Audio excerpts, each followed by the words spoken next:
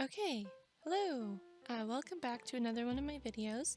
Today is the day I'm really excited about. I'm gonna start my 2018 planning. Technically I did already start, I've been thinking about what I want in my bullet journal and how I want to organize my traveler's notebook for a long time, several weeks. But today is the day I'm actually gonna start putting everything together.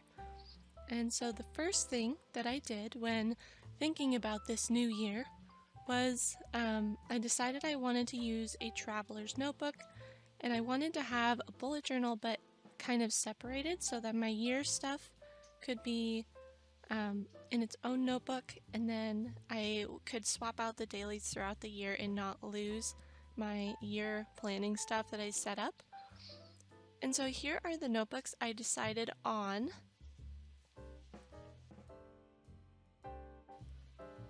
You may recognize some of these. First up, we have the Leuchtturm 1917. This is a soft cover, and I picked this because the soft covers are much thinner.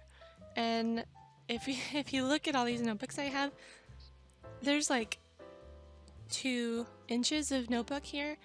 I don't think I'm going to be able to fit all of these in the cover that I ordered, but I'll talk about that in a minute. So I think I'm just going to leave this one out.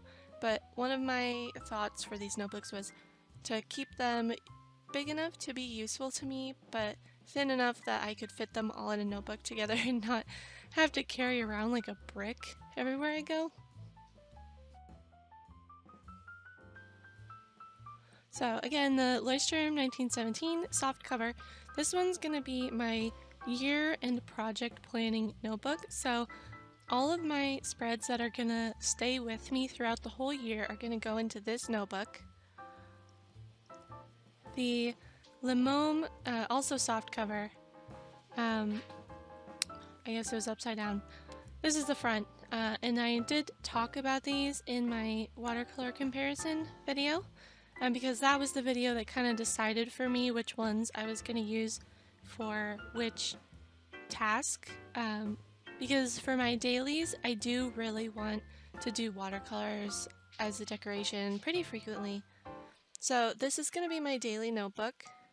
It has, I think, 121 pages, and they're pretty thick pages. So I think I can even use my Staedtlers on these and then watercolor and not have it bleed through the page, because that was what, if I open up here, that was what I got from this watercolor test that I did in the back. So this is going to be my daily journal. And then here we have the Rhodia notebook. And this notebook is going to be used kind of like an actual notebook. Like I'm going to have, I take a lot of notes for like work and for different projects I'm working on, and like programming stuff that I'm trying to figure out. I write down a lot of stuff for that, and so this is going to be my like notes notebook.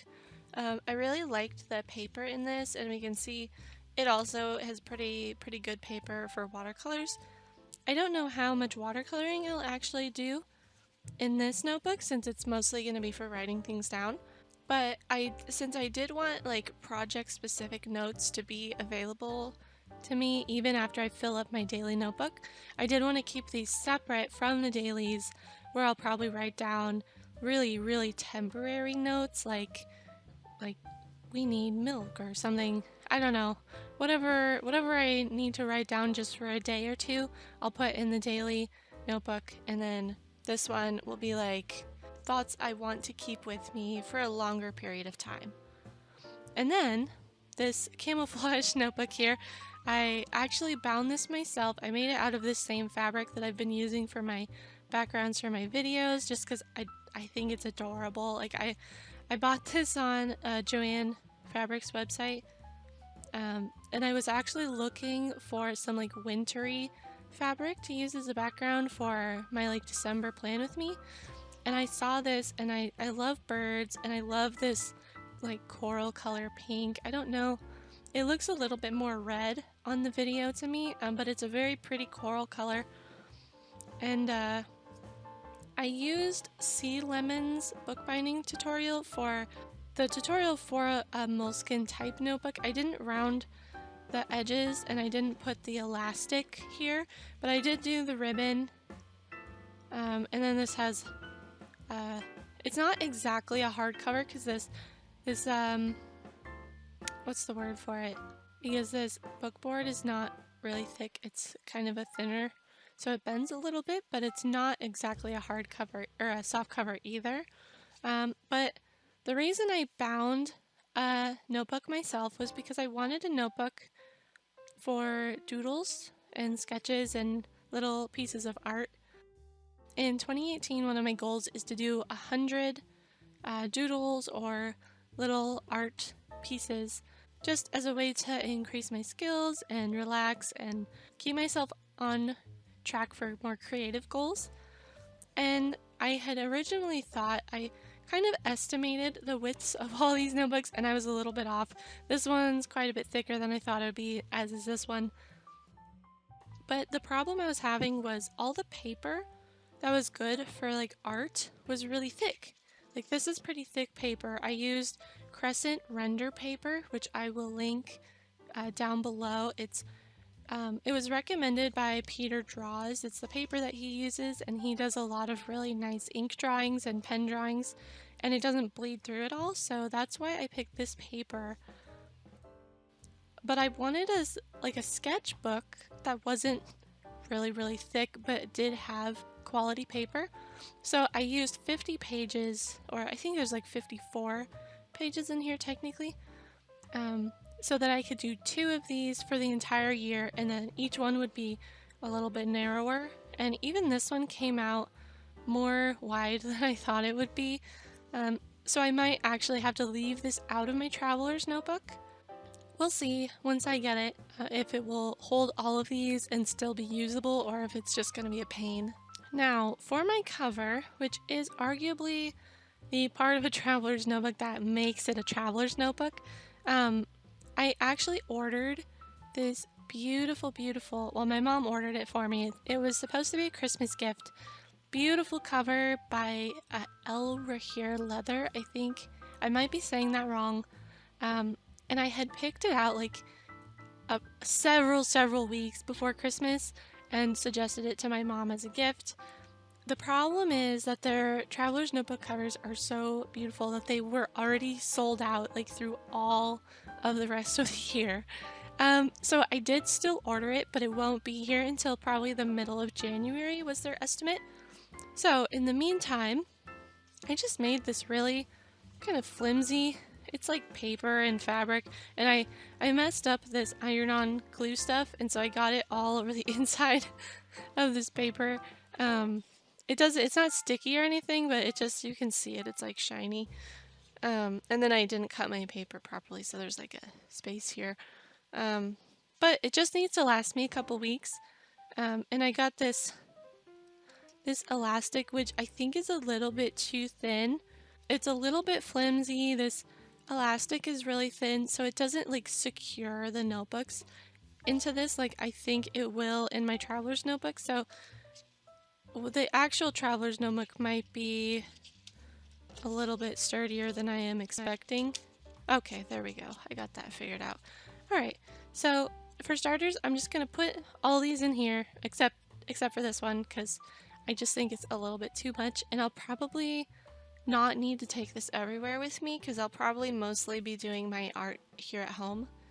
And then this other stuff I'll want to take to work with me, so I'm gonna fast forward and I'm gonna put all these in here, and then I'm gonna talk about my plans for spreads for the new year.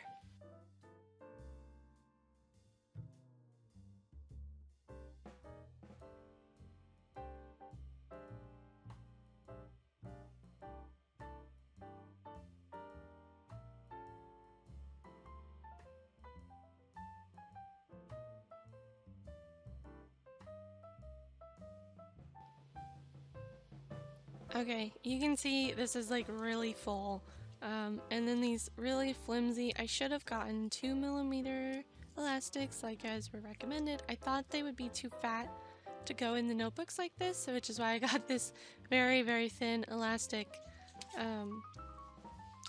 But I think this will get me through the first couple weeks just fine, and then I can play with my real cover and see how that goes. So I'm gonna put this away. We're gonna obviously come back to it later. And I'm gonna pull out my current bullet journal where I have, let's see, okay. So the first thing I did, this is, don't look at this is just stuff I want to spend money on. The first thing I did was brainstorm my goals for the new year. So this was really important because I have, as you can see, so many projects that I'm working on, and I just needed to prioritize. I needed to come up with concrete ways to improve on each of these projects. First step was a goal brainstorm, and I just wrote down kind of as things came to me what I wanted to do, and then I went into each one and I made these little milestones of what I wanted specifically to do. I think that goal setting is really important, but it has to be something that's going to help you. So you have to know when you want to do it. You have to know how you're going to do it. You have to know the steps to take to get there, or you're just going to be like, yeah, sure, I'll do that, and then you don't do anything. Or you just kind of vaguely look at what you're supposed to do and think, yeah, that's on my goal list, and nothing ever really happens. So I take goal setting very seriously, and that's part of why I like bullet journaling so much. The next step, and I did work kind of with some online documents to get a lot of the messier brainstorming out of the way before I made this spread. So I didn't just like I didn't just draw out all these beautiful little headers and stuff and then fill it with these things just out of my brain. I did do some messy brainstorming on mostly on Google Docs. I use a lot of Google Docs and spreadsheets for things. So here I wrote down all the different notebooks I wanted in my traveler's notebook, and then I did kind of scribble out and move around some of these ideas when I realized my space constraints and how I wanted to organize things. One thing I also did was I decided to put my monthlies and my dailies together, but to keep the year stuff separate. And I didn't actually write it down here, but I wanted year and project planning stuff all together, and then the project notes would go in a separate notebook. And then down here I wrote down all the different kinds of spreads, yearly, monthly, and then just a couple little notes here of things I wanted. And then as I brainstormed more specifically what I wanted these spreads to look like, I just checked them off with a little highlighter mark here. And here is just like a little washi swatch. I don't use washi in decoration very often, but I did want to use it as like a page marker. So like on the edge of these pages here, wrapped around the edge, so that when you close the notebook, kind of like I have a couple here, you can see, because these sticky notes just get destroyed. Like I put this thing in and out of my backpack all the time, like every day, and they just get wrecked.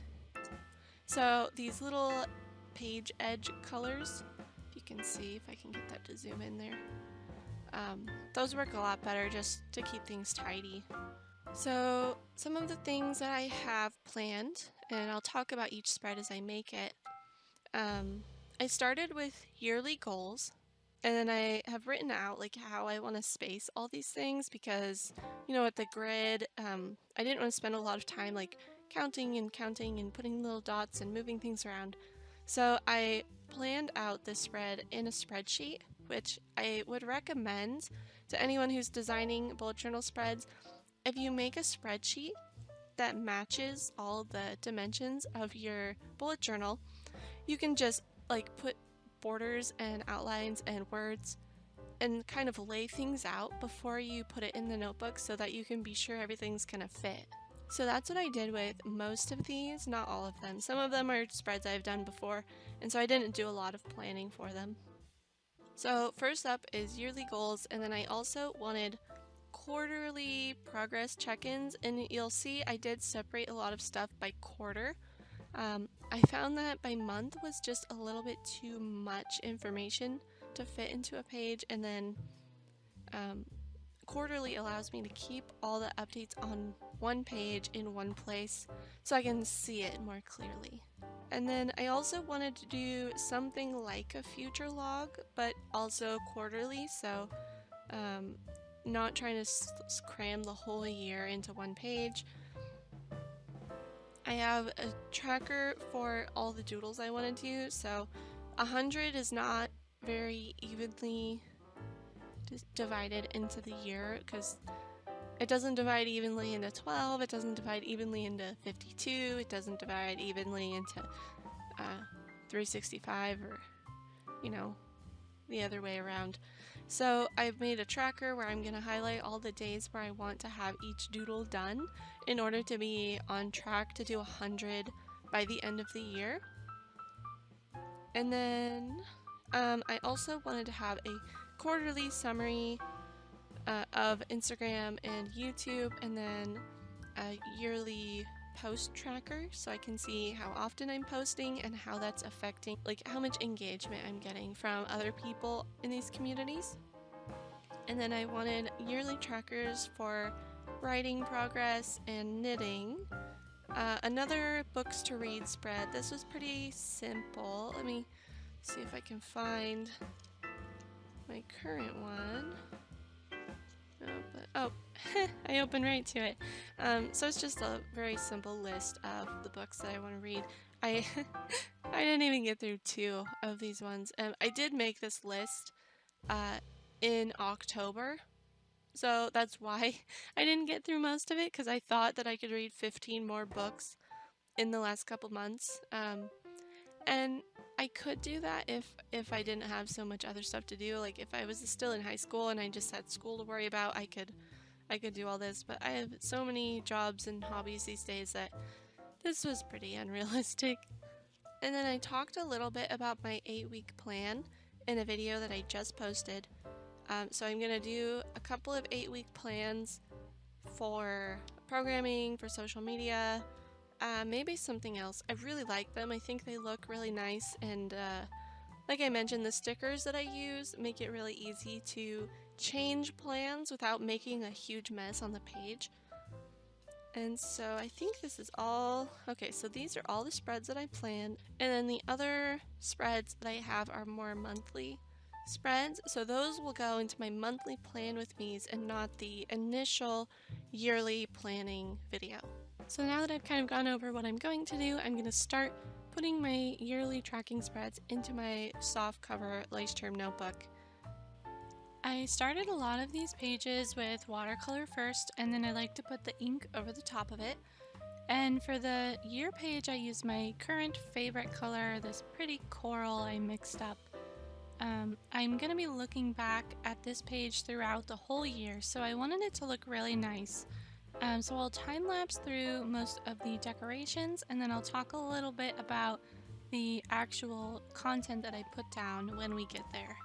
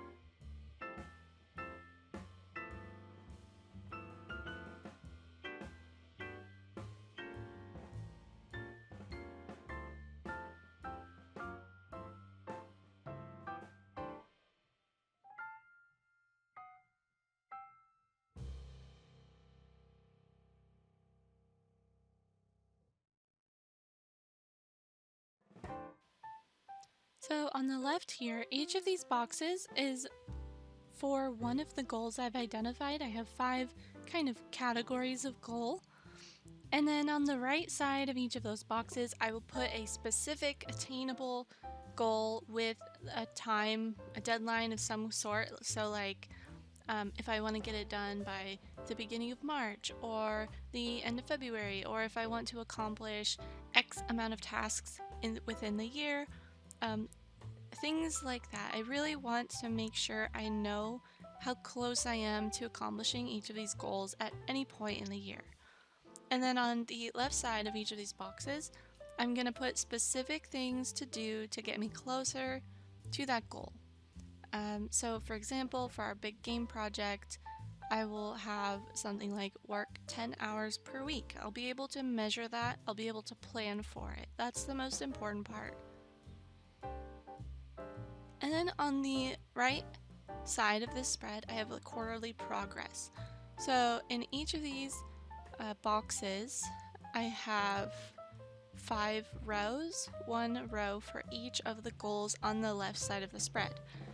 And then across the top, you'll see I'm writing some little tabs to put words on. These are going to correspond to a week of that quarter, so there will be 13 of them. And then each of these little boxes is going to have whether or not I am on track, behind, or ahead of schedule to meet that goal by its deadline. So that will take a little bit of more brainstorming to think of how exactly I'm going to put that in each of those little boxes. But the goal here was to get everything on the same page so I can see it all together. And I think it will make a lot more sense to people how I'm using this once I actually have some information in here and you can see my workflow firsthand.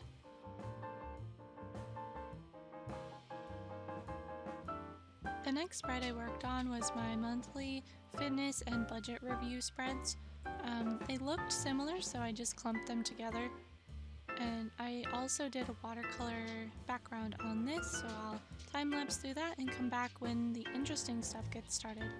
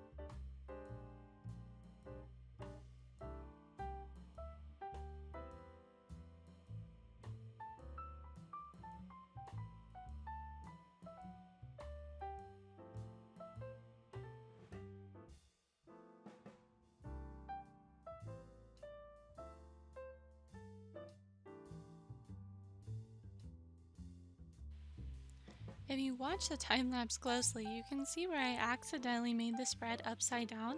And so I flipped it right side up, scribbled it out on both sides, and I thought the symmetry would make it look intentional. And I just put the headers on the right side of the page. And then we get started filling in these little boxes here. Each of them is going to have some information about that particular month. So the fitness side will have my weight, measurements, and then I'm also going to add a little note about my fitness routine for that month.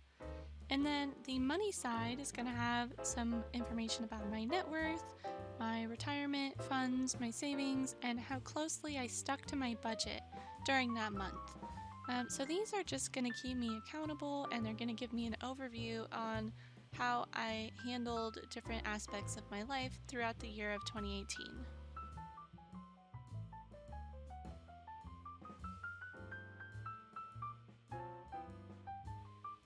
The next spread is my 100 Doodles in 2018 tracker with the social media tracker on the right side. I paired these spreads together because the art I do I feel is closely tied to my presence on social media, Social media kind of drives me to create so that I can share these creations with other people, and it gives me that extra push I need to actually practice and hone my various crafts. For reasons I can no longer remember, when I was designing this spread, it was very important to me that the days of the week matched up for each month. So instead of doing just 12 columns starting at the top with the first of each month and going down to the end, I actually maneuvered all these days in a spreadsheet so that they would match up always. So the days of the week down the side would be accurate no matter which month you were looking at. So this did make the little tracker here taller than it would be on another yearly spread that you might see, like the year in pixels spread, which just starts from 1 to 30 or 1 to 31 or whatever. I did not record through the actual setting up of the second one. It was done just like the first one, where I went through and I wrote down each month according to the days and layout I had worked out on my spreadsheet. And then on the second one, I have the addition of my quarterly little review boxes. So these will have things like my follower counts, my subscriber counts, average likes via union metrics, whatever statistics I feel like putting in there. I did lose a tiny bit of footage here. My camera just crashes sometimes, so that happens, but I try to keep an eye on it and restart it when I crash so I don't lose too much time for you guys. So as I go through the year, I'll use the right side to track when I'm posting. I will update the quarterly review boxes every quarter, and then on the left side I will mark down when I've finished each doodle and use this as a reference so I know how much drawing, painting, whatever type of art I choose to do, I'll need to do in order to meet my goal of 100 pieces of art in 1 year. I think this spread turned out as one of my favorites, if not the favorite spread of this yearly journal so far. The rest of this little time lapse will just be me doodling around the edges and adding some embellishments to the page to make it look nice.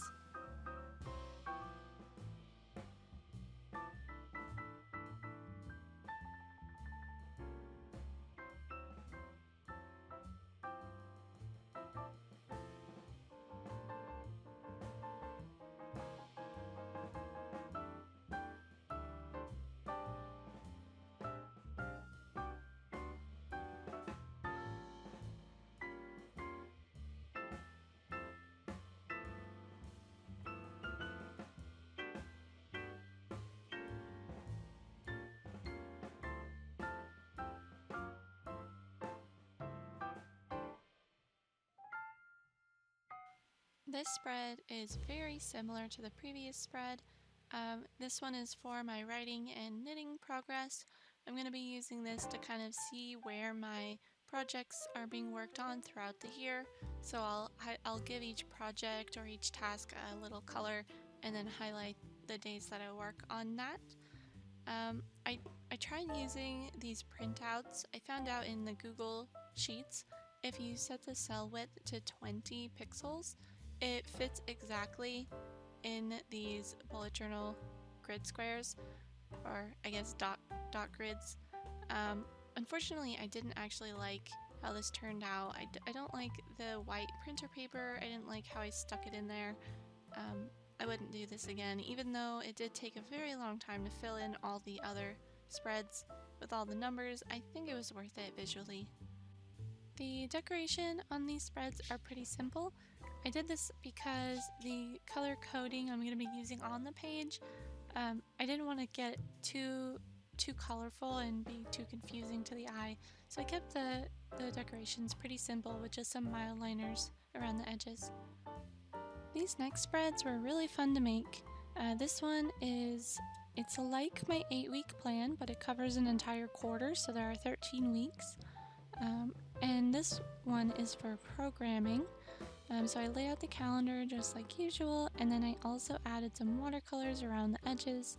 I typically use purple for my main programming projects, so I use that around the edges, and then I put a little bit of just line drawings, just to spice things up a little bit.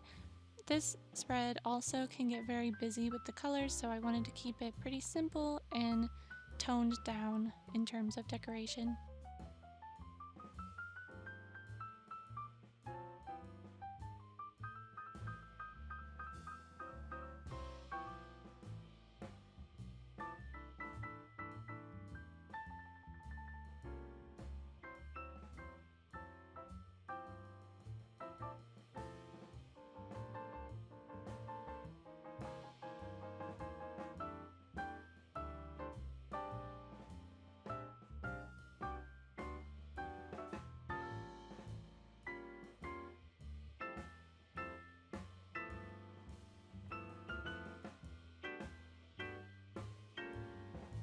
Next up is just a new copy of my social media spread. This is exactly the same as the one I have in my notebook now, which you can see on my Instagram what it looks like once it's filled in. Basically, I'll go through the month filling in views, likes, subscribes, different things in the calendar, and then I'll make a cute little graph on the right side to illustrate my progress in my Instagram and my YouTube. I really like this spread because it just shows that people do like the content that I'm posting, and slowly over time I'm getting more of a community around my bullet journaling and my art.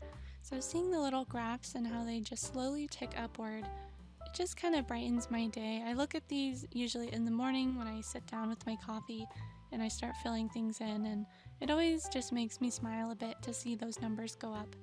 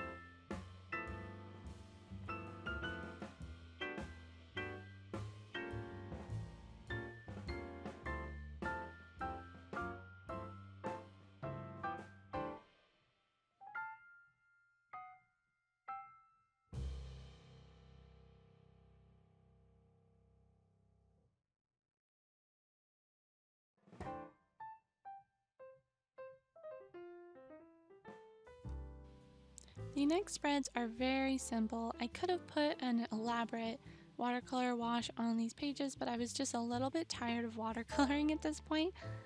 So I just used some Mildliners. I made a wish list, which I did not remember to record, and then I made another books to read list on the right, and then first I just outlined the numbers with the Mildliners, and I just thought it needed something a little bit more, so I extended these rows all the way to the right side, and then I'll go in at the beginning of the year and I'll fill in the actual books that I want to read.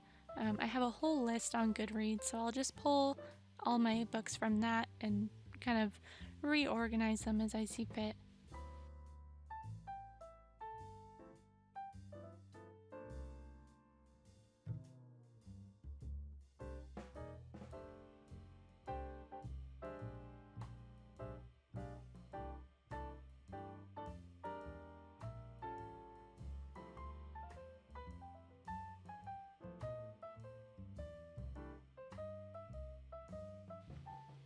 I'll finish off this video with a flip through of all the pages that I just set up.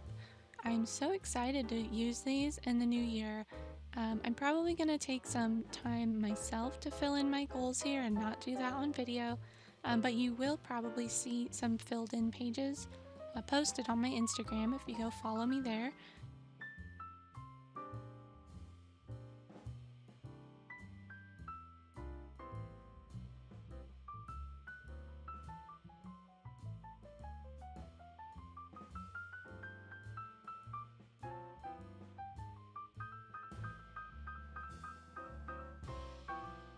So that's it for this video. If you enjoyed it, please subscribe so you can see my future videos. I've also been putting up some art videos which you might want to check out. And I just hope you have a lovely day. Feel free to put any comments you might have in the box below.